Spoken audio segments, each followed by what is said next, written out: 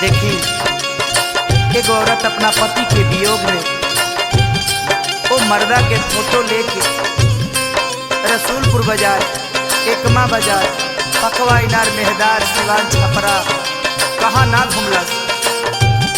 औरत ये कहतिया हर एक बाजार पर ढूंढत दिया, कहतिया ये दे दर्द काहे तरसावता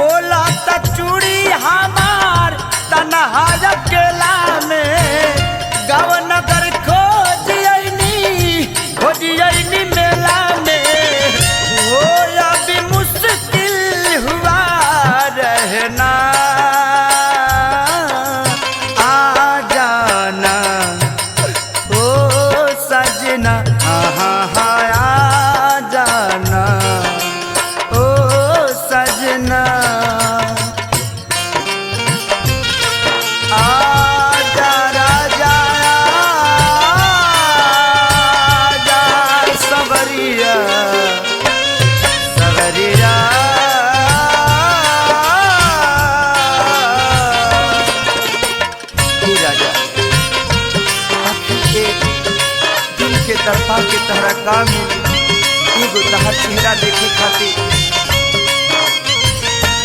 हो ढावा से जुआता ललक ललैया, अखिया से गिरता लोरी से धोवा जाता अखिया के कजरा, ताकत में हो जाता भो।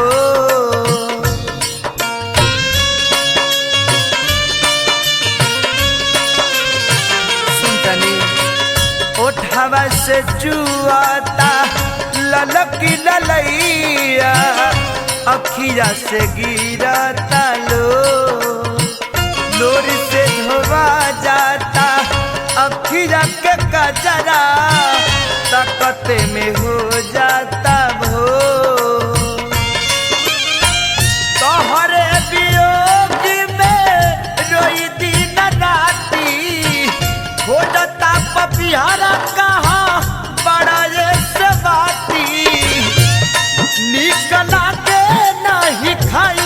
कैसे खाना आ जाना ओ सजना, आ जाना ओ सजना। बलम जी सभी लौकता लेकिन रउआ नहीं लौकता, घर काटे धावता जी रउआ कहाँ बानी हमार याद आवे लकीदार हुआ। अरे कहियो सपनों में तो याद करा करे जा। और रतिया कहती है राजा हरी का हम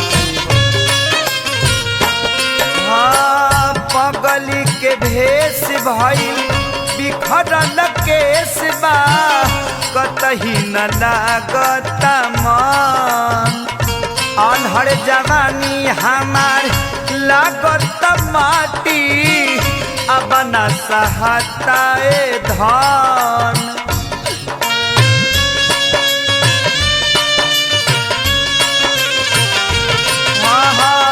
पगली के भेष भइल बिखरल केस बा कतही न लागता मन अनहर जवानी हमार लागत माटी अब न सहताए धान रोज पिछुआरिया से बोले कोयलिया काटनिया न लागता पाव के पजलिया रोज खोदो तारे मौसम सुहाना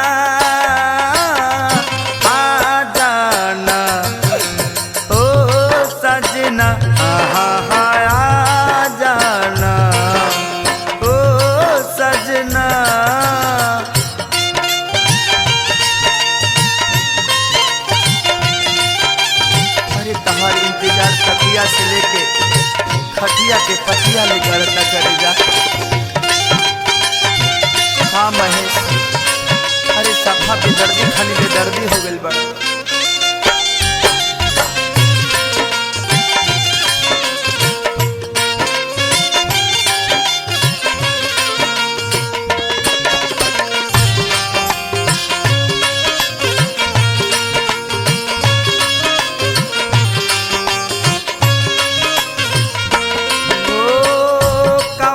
कसुरवा के बदला सधावेला एहो बेदर्दी पिया ढेर बर्दाश्त कैनी अब न सहाता छछनता हमर जिया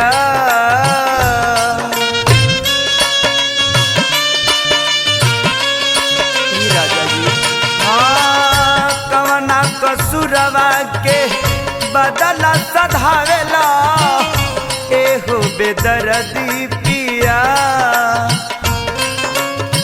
ढेर बर्दाश्त कैनी अब न सहाता छछनता हमर जिया धड़कता दिल अब मिले खाती कब से होटल के दिन काटी गइल बाड़ा तब से खेसारी सुनब नाही कवान बहाना आ जाना ओ सजना हाँ हाँ